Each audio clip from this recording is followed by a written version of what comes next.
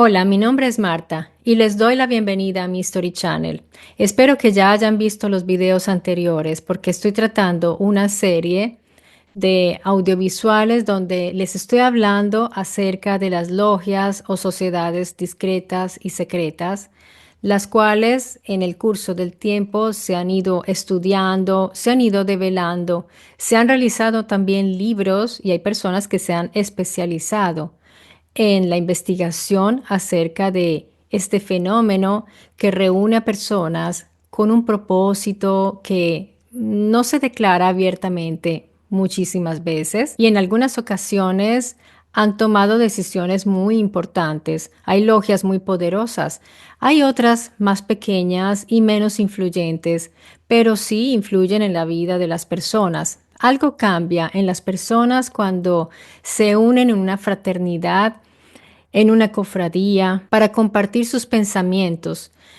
Y a veces esas logias se han fundado con motivos muy distintos y con el pasar de los tiempos se han usado tal vez para como instrumento de poder y se han ido también entrelazando con otras, de manera que hoy les voy a hablar acerca de una orden que es un poco brumoso cuando vamos a investigarla, cuando vamos a ver sus orígenes. Pareciera como una niebla que fue apareciendo y asimismo se disipa, de modo que no es fácil concretarla y poderla visualizar, pero voy a hacer un intento aquí. Y se trata de la Orden Rosa Cruz o Fraternidad Rosa Cruz. Este tema es un tema fascinante y muy debatido porque se mueve entre el mito, la historia y el ocultismo, como muchos otros elementos que hemos ido estudiando aquí en el canal. Cuando hablamos de religión o de filosofías o de historia, pareciera que no siempre podemos tener certezas en cuanto a esos elementos de estudio. De modo que la tradición Rosacruz se remonta a un personaje semilegendario llamado Christian Rosenkreuz,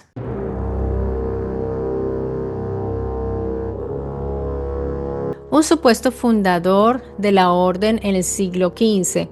Así que ya desde el comienzo, desde su raíz, no tenemos certezas en cuanto a su fundador.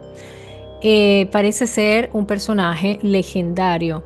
Según los textos rosacruces, él viajó a Oriente, hacia Arabia, Tierra Santa, Egipto, Marruecos, para aprender sabiduría secreta de los árabes y de maestros ocultistas. Como bien sabemos, esos son los lugares donde un tiempo se realizaban las iniciaciones más importantes. Al regresar a Europa, fundó una fraternidad secreta dedicada al estudio de la naturaleza, el cosmos, el hombre y Dios, integrando ciencia, alquimia, astrología, medicina y misticismo cristiano. Cuando se habla del momento en que, según el mito fundacional, Christian Rosenkreuz había fundado la logia, estamos hablando del siglo XV, o cuando aparecieron los manifiestos rosacruces en el siglo XVII, debemos entender que el contexto del conocimiento en ese momento en Europa, lo que hoy llamamos ciencia, astronomía, química, medicina, biología, estaban muy fusionados aún con la filosofía natural y con prácticas que hoy se consideran esotéricas, como la alquimia, la astrología, la magia natural, por ejemplo. El término científico ni siquiera existía. Así que es importante saber todo esto. Se hablaba en ese momento más bien de filósofos naturales. Un ejemplo de esto es Johannes Kepler, quien era un astrónomo y hacía horóscopos para vivir. Así que dense cuenta que mientras era astrónomo, podía también realizar horóscopos y no se le veía nada de malo en ese tiempo. Paracelso, por ejemplo, era un médico innovador y al mismo tiempo era alquimista. Entonces nos damos cuenta que en ese tiempo todavía las ciencias no eran como tan divididas, tan sectarias, tan en ese sentido. La alquimia en ese tiempo no era vista como una superstición, sino como una vía para comprender la materia, para transmutar metales y alcanzar la piedra filosofal. Estamos hablando del símbolo del conocimiento total, la piedra filosofal. De ella nacería después la química moderna que conocemos hoy en el siglo XVII y XVIII. La religión en ese tiempo era la que dominaba la vida intelectual, pero dentro del cristianismo existían corrientes místicas y esotéricas, como por ejemplo la cábala cristiana de Pico de la Mirandola o el hermetismo renacentista de Ficino. Ficino era un filósofo médico y sacerdote italiano que fue uno de los grandes puentes entre la filosofía antigua y el misticismo cristiano renacentista, precisamente, y sin su labor, probablemente la Rosa Cruz no habría tenido esa base hermético-platónica que le caracteriza. Así que ya vamos viendo un gran sincretismo, un gran intercambio entre una ciencia y lo que hoy llamaríamos pseudociencia. En ese tiempo todo era conocimiento y basta, era sabiduría y no estaban a mirar que un astrónomo no podía hacer horóscopos. Eso no se veía así como hoy sí se ve. La tumba de Rosencruz fue hallada simbólicamente 120 años después de su muerte. ¿Cómo la hallaron? La hallaron intacta, iluminada y llena de escritos esotéricos, lo cual refuerza ese carácter místico de su figura. ¿Y qué quiero decir cuando digo que fue hallada simbólicamente? Bueno, quiere decir que no hay evidencia histórica ni arqueológica de un sepulcro real, sino que se trata de un relato alegórico dentro de los manifiestos Rosacruces de 1614 y 1616.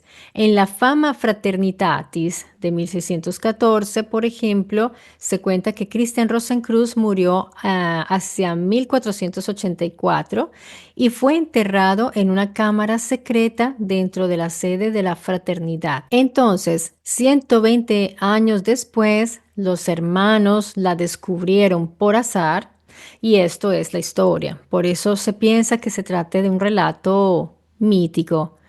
Dentro hallan el cuerpo incorrupto de Rosencruz. También este elemento hace pensar que se trate de un mito. Y un espacio iluminado con inscripciones y manuscritos ocultos. Los manuscritos y símbolos representan la tradición secreta que debía transmitirse a quienes estuvieran preparados. Así nace, esta es la raíz que se considera un mito, pero como todo mito puede tener una base de realidad, solo que en este caso no tenemos escritos de historiadores externos a esta historia o a esta logia, no tenemos soportes como si tenemos algo, por ejemplo, de Jesús o de otros personajes que se han quedado así como en la niebla, como por ejemplo Gilgamesh. No podemos compararlos con este personaje que viene a darse a conocer con una historia realmente construida y sin pruebas de ningún tipo de historia o arqueología o de cualquier tipo. El hallazgo de 120 años después marca un tiempo de espera, como si la sabiduría Rosacruz emergiera justo cuando Europa estaba lista, porque en ese momento estaban durante la Reforma, el Renacimiento científico, se estaban dando muchos movimientos interesantes, de manera que esto se construye para que emerja justamente allí, pero se le da una validez antigua con lo de 120 años. Cuando mencionamos a los autores de la Fama Fraternitatis de 1614, que ya les mencioné, y la Confessio Fraternitatis de 1615, entramos en un terreno brumoso. Hasta hoy no hay certeza absoluta de quiénes fueron estas personas. Los manifiestos rosacruces aparecieron en Kassel y Tubinga, Alemania, en pleno contexto de la Reforma Protestante, como les comentaba, y de los conflictos religiosos. Y este fenómeno se repite, no es único, porque me hace venir a la mente algo que sucedió con una supuesta logia, digo supuesta porque no hay pruebas de esto, llamada el Priorato de Sion. Y yo sé que, si no todos, muchos de ustedes ya han oído este nombre. Y unos documentos llamados los Dossiers Secrets, expedientes secretos, que aparecieron en la Bibliothèque Nationale de France en los años 1960.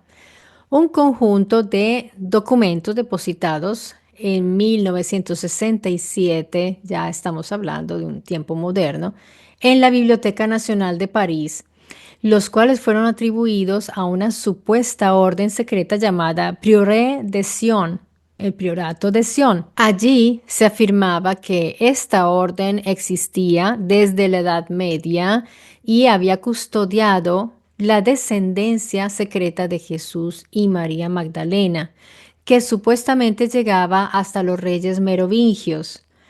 Los documentos incluían genealogías, listas de grandes maestres, entre los cuales Leonardo da Vinci y Newton, y textos que parecían confirmar la existencia histórica de la logia.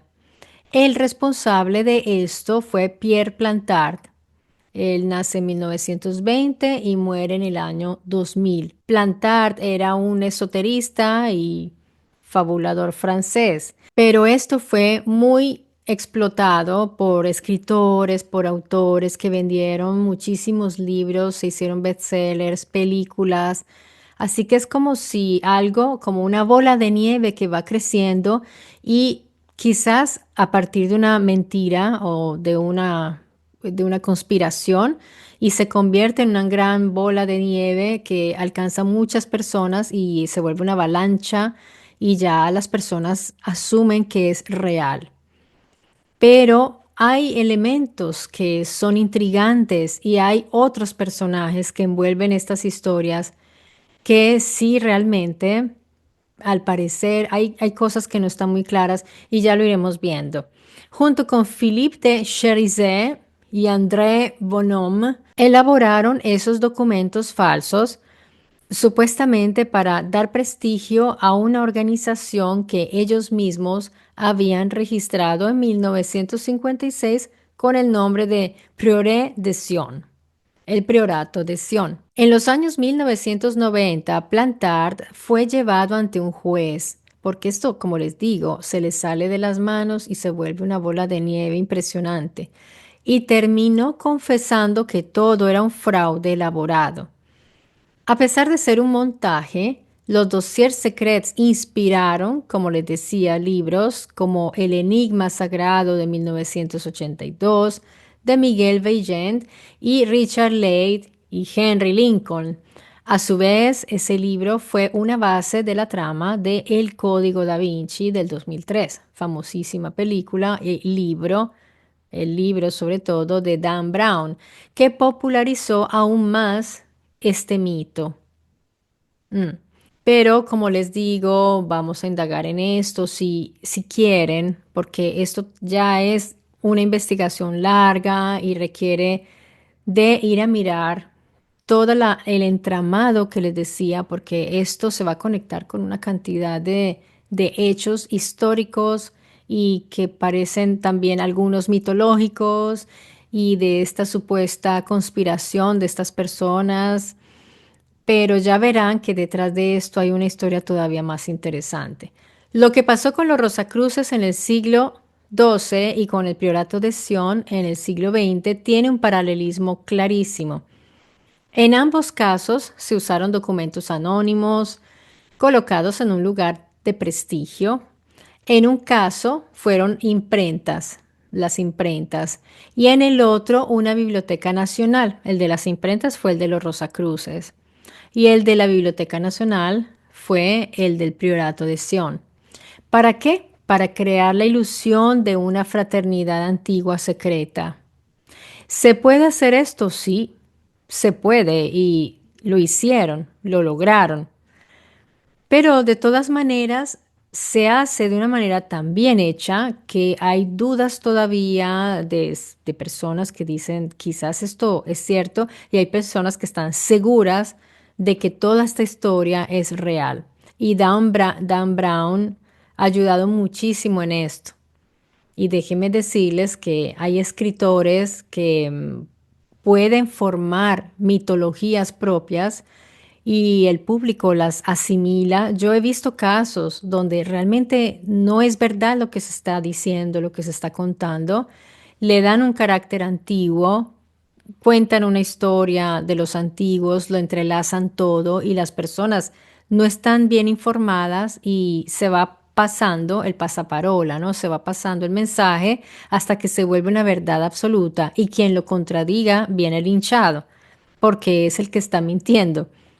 La diferencia es que mientras el mito de Christian Rosenkreuz nunca fue desmentido porque se entendía ya como una alegoría, en el caso del priorato de Sion se probó judicialmente que fue un fraude moderno.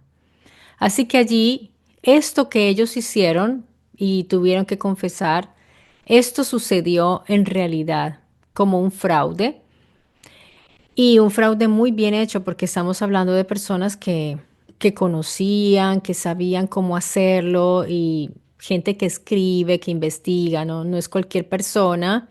Lo supieron hacer muy bien y aparte de eso los escritores lo aprovecharon y le sacaron jugo y lo volvieron un mito real, lo volvieron realidad.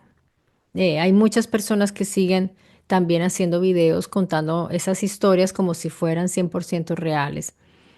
Quienes escribieron La fama y La confesión no fueron miembros de una logia secreta ya establecida, sino probablemente un grupo de intelectuales luteranos, médicos, filósofos y teólogos que usaron el mito de Christian Rosenkreuz como vehículo para difundir un mensaje. La intención de ellos no era crear una conspiración o decir que existió o no existió. No, eso no es lo importante. La unión de ciencia, espiritualidad y reforma moral en una Europa desgarrada por guerras y dogmas era necesaria y ellos lo ofrecieron con construyendo este mito que nace para dar forma a algo que era necesario. Los investigadores han rastreado el círculo en torno a la Universidad de Tubinga porque los han investigado.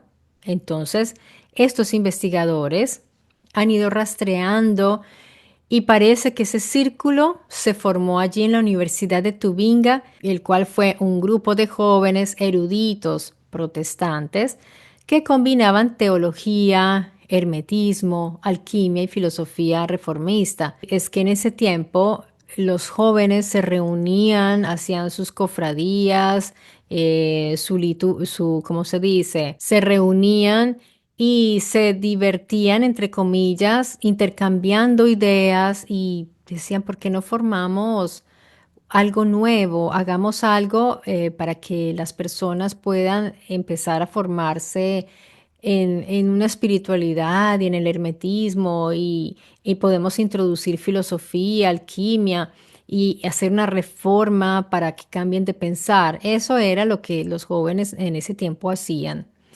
Entre ellos, por ejemplo, destacan Johann Valentin Andrae, de 1586, quien era un pastor luterano y escritor. Muchos lo consideran el autor de Bodas Químicas de Christian Rosenkreuz en 1616. Es probable que haya sido él el autor. En sus memorias posteriores llegó a referirse al tema como una broma literaria juvenil. La llamó la ludibrium, lúdico, ¿no? Vean qué interesante estos ejercicios de estos jóvenes y en qué resultó después. Sin embargo, algunos creen que esa broma, entre comillas, fue en realidad una estrategia para ocultar una corriente más profunda. Puede ser. Tobias Hess, en 1568 y 1614, era un médico y místico de Tubinga. Él también estaba en esta cofradía y estaba fascinado por la astrología y la reforma religiosa eh, igualmente. Algunos lo consideran la inspiración intelectual de la fraternidad. Estaba también Christophe Besold, de 1577, quien era un jurista y erudito alemán. Era defensor del irenismo.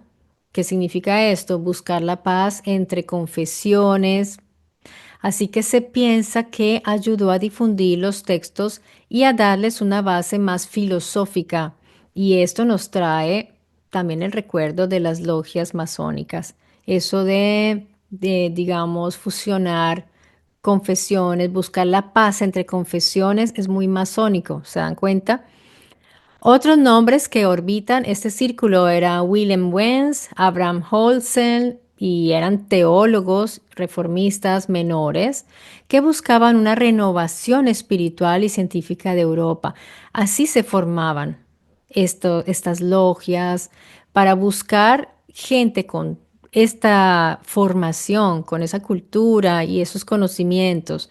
No era gente hueca ahí para ver que con aerosoles ir a dañar los metros o las paredes de las calles. Eran muchachos jóvenes que querían aportar algo con su pensamiento y sus reflexiones. En conclusión, hay tres opiniones respecto a esto. La primera es que para algunos los manifiestos fueron una sátira contra la superstición y la corrupción religiosa. La segunda dice que fueron más bien el primer programa de una reforma esotérica europea, que estaba encubierto bajo la figura de Rosencruz. Puede ser.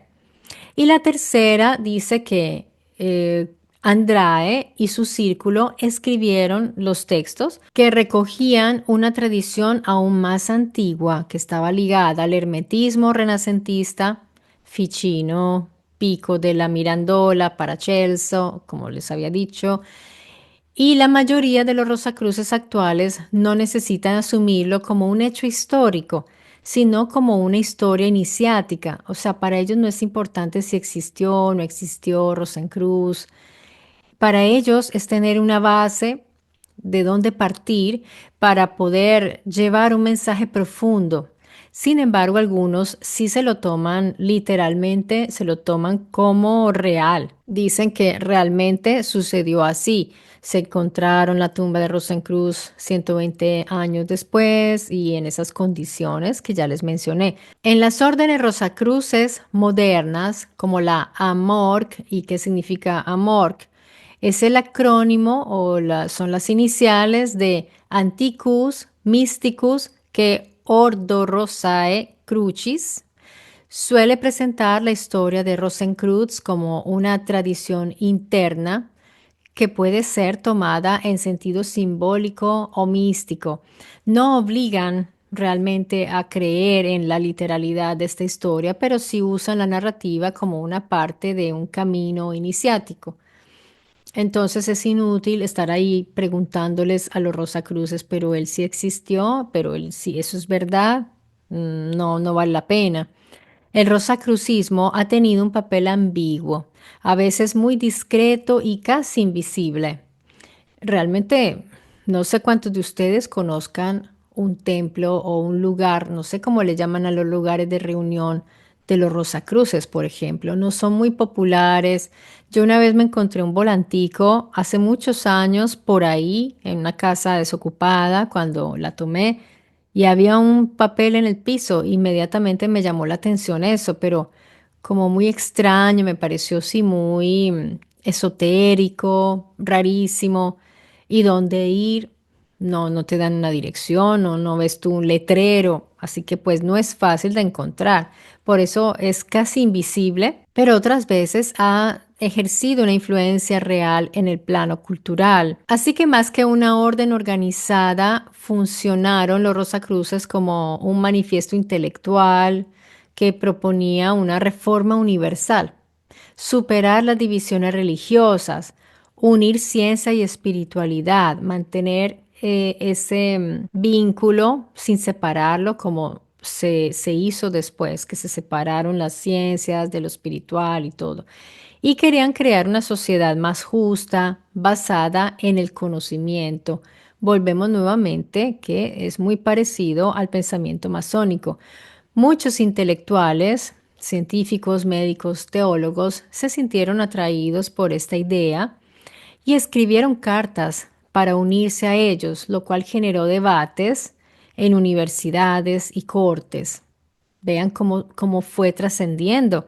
Aunque no se formó una logia política como tal, la idea de la Rosa Cruz influyó en círculos reformistas y preilustrados. Así que es más una logia de pensamiento y de misticismo, de espiritualidad, de filosofía, más que de poder, hasta ahora lo que he visto.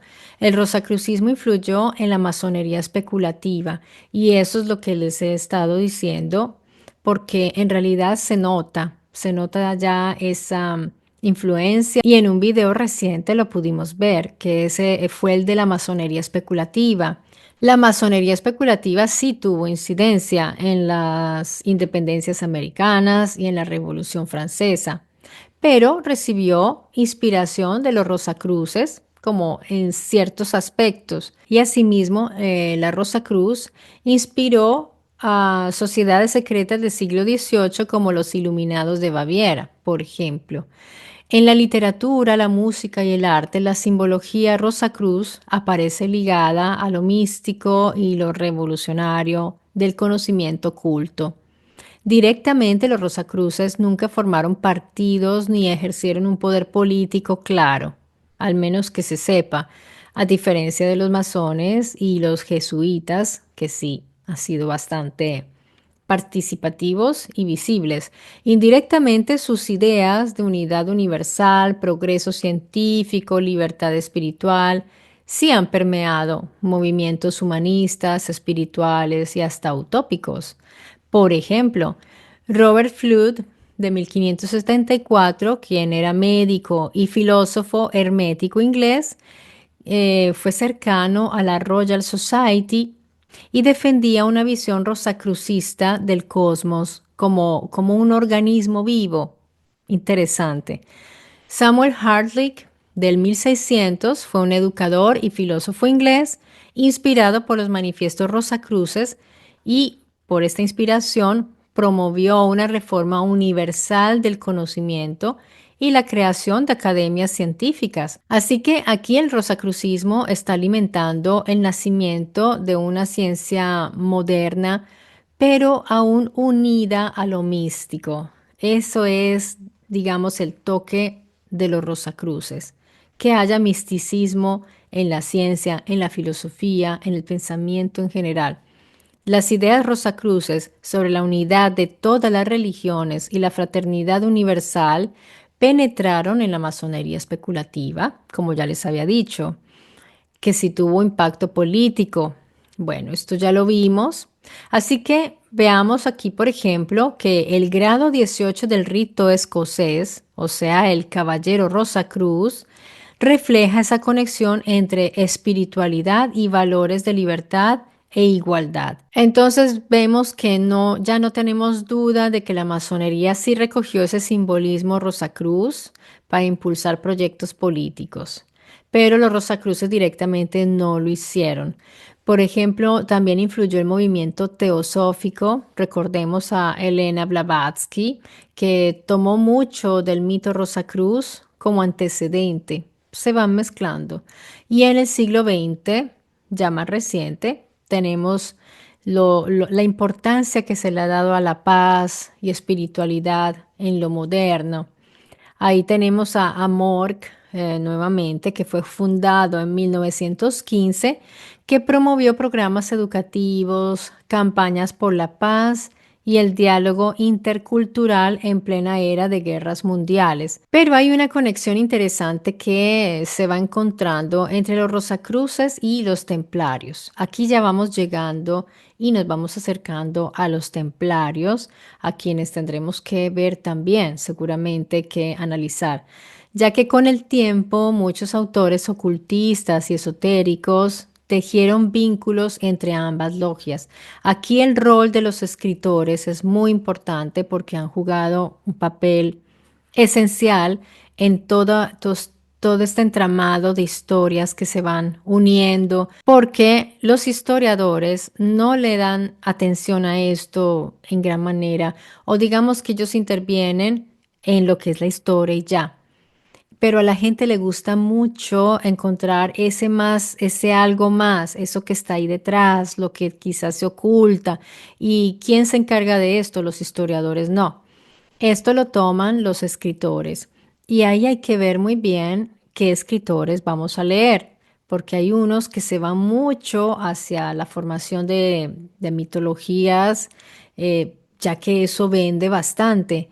Y hay otros que pueden mostrar ciertos misterios, ciertos entramados y conexiones, pero son menos fantasiosos y esos son los que a mí más me gustan porque nos van revelando posibles conexiones interesantes, posibles engaños, pero no nos están adoctrinando en una verdad ya toda estructurada, una verdad formada y conformada por los mismos autores de los libros.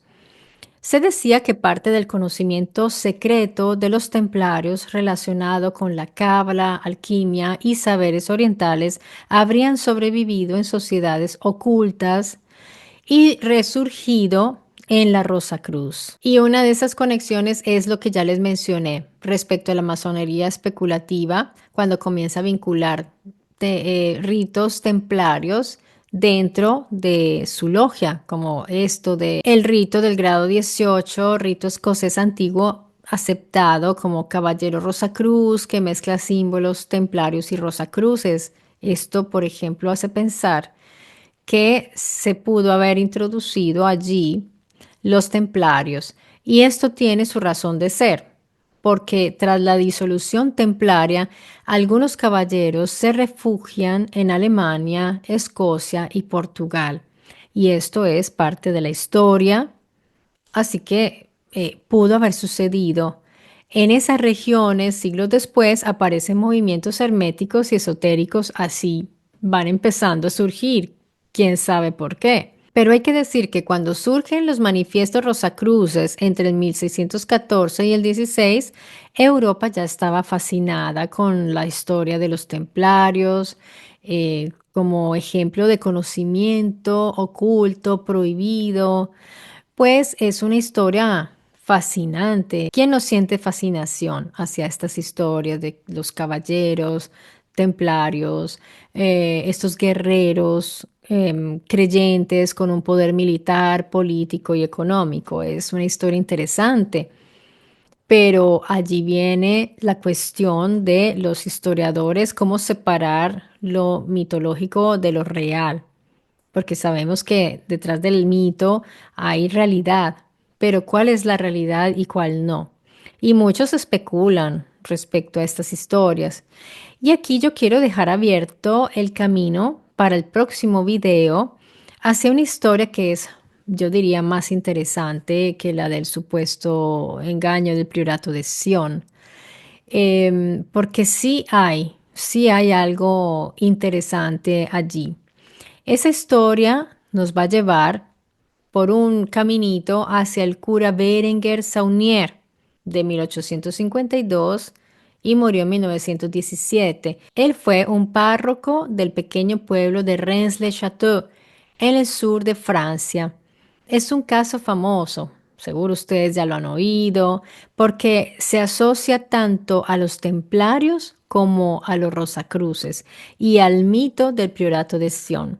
Dígame si no va a ser interesante ese próximo video. Rennes-le-Château está en Languedoc, que es una región donde vivieron los cátaros y los templarios, dos grupos vinculados a leyendas de tesoros y conocimientos ocultos. Digo leyendas porque si no se encuentran los tesoros, todavía está como entre la leyenda y lo real. Y algunos autores esotéricos sostienen que Saunier habría contactado con sociedades discretas como el Priorato de Sion y vuelve a surgir el Priorato de Sion.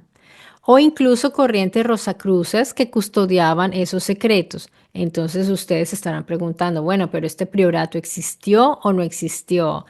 Es que amigos, en cuanto a esto, como se ha construido muy bien toda esa historia, es hasta difícil decir que es un mito porque hay muchas verdades allí también, no todo es mentira, de manera que, ¿qué hay que hacer? Investigar, investigar y tratar de ir a buenas fuentes, no tomar el libro de Dan Brown como fuente, más bien ir a los investigadores, a los que han hecho investigaciones al respecto, y yo tengo uno muy interesante.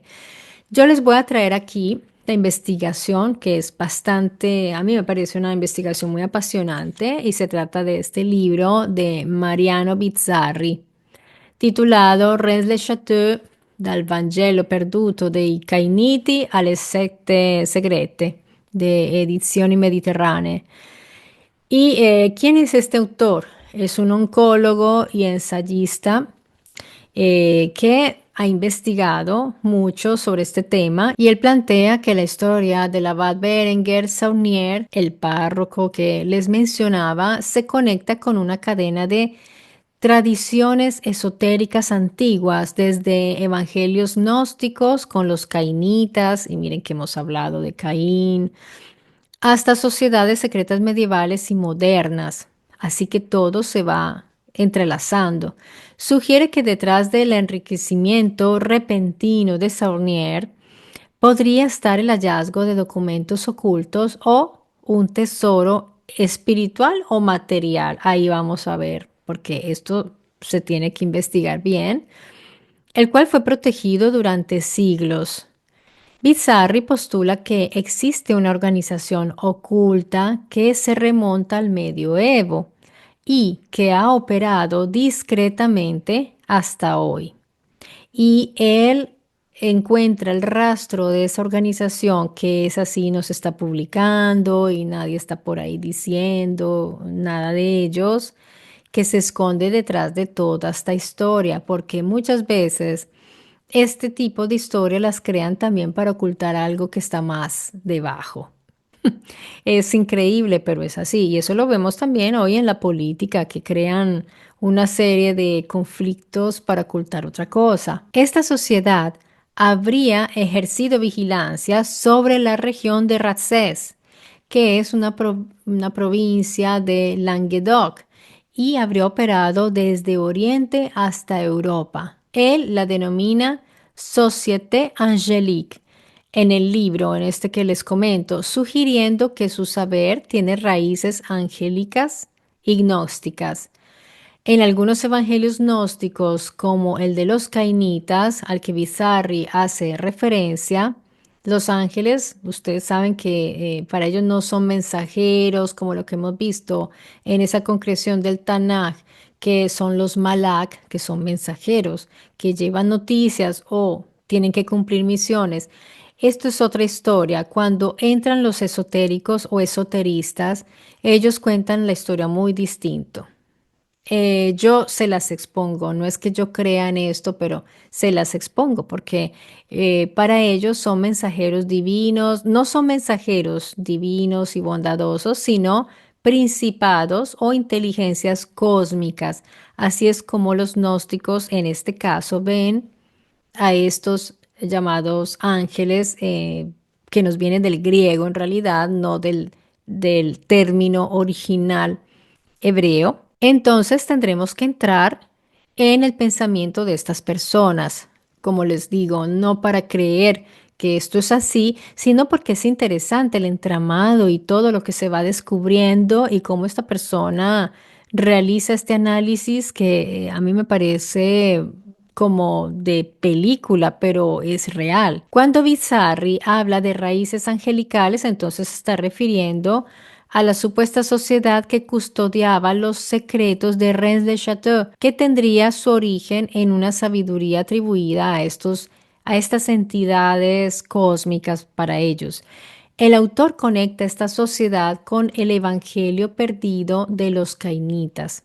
Recordemos que hay al menos 11 libros que no se encuentran, que están mencionados en la Biblia. Quizá hay más, pero están mencionados 11 libros que no se encuentran. Esto sería una secta gnóstica antigua que veneraba a Caín como figura simbólica. Qué interesante, ¿verdad? Según él, el conocimiento original fue degenerando o deformándose con el tiempo, pero quedó un depósito de saber oculto que se transmitió por linajes. Bizarri afirma que ese saber pasó por grupos medievales como los bogomilos y otros movimientos considerados heréticos. La región de Languedoc y Provenza, donde está Rennes-le-Château, era históricamente el lugar de actividad cátara. Ahí estaban los cátaros, movimientos heréticos y fuentes esotéricas, de manera que el autor la considera un foco natural del secreto. O sea que, amigos, vamos a ponerle el ojo a esto porque les cuento, este libro es poco conocido. Yo lo conocí gracias a que lo refirió una investigadora y por ella supe de este libro, pero es que ni siquiera el autor lo van a encontrar fácilmente porque él es un médico, es un oncólogo que se ha dedicado por pasión a la investigación. Y no es tan conocido ni ha escrito 800.000 libros. Esto es un ensayo que cuando yo lo leí me di cuenta de su valor. Es de esos tesoros que se encuentran de una manera así pues como que están muy enterrados por allá, que no son fáciles de encontrar. Y es un libro difícil de leer. Ya les digo, es bastante complejo, complicado, pero yo se los voy a decodificar y voy a tratar de resumirlo, de compactarlo de la mejor manera para traérselos al canal, porque de este libro saldrían meses de videos, solo con este libro que les tengo aquí, que les mencionaba, porque veo que hay una disminución importante en las visualizaciones y pienso que pueda deberse a que mis videos son muy largos. ¿Por qué son largos mis videos? Porque son investigaciones serias y porque yo considero que el material que les expongo es el mínimo necesario para poder comprender el argumento y el contexto de esos argumentos, porque traerles aquí, digamos, historias, narraciones, información, sin un contexto, ustedes quedan como, ¿y de qué está hablando? Por eso se me alargan mucho los videos, pero voy a hacer un gran esfuerzo para poder sintetizar toda esa información. Vamos a ver, espero lograrlo.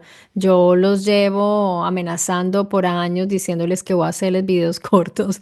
Y además que hay personas que no tienen tiempo seguramente por su trabajo, no pueden permitirse ver videos de una hora. Y de verdad, pues se aburren porque una hora yo hablando, no se entretienen, es difícil. De modo que voy a tratar ya desde el próximo hacerlos más cortitos. Muchas gracias a quienes se hayan quedado hasta aquí, que hayan visto todo el video. Por favor, no olviden dejar el me gusta para ayudar al canal a que se mantenga vivo, a que pueda llegar a las personas interesadas. Compartan los videos con quienes puedan estar interesados en la información que yo transmito aquí y no dejen de venir porque realmente estarán interesantes los videos, al menos es lo que me parece a mí. Con esto me despido, amigos, dejándoles un gran abrazo, muchas gracias y nos vemos pronto aquí en mi Story Channel. Cuídense mucho.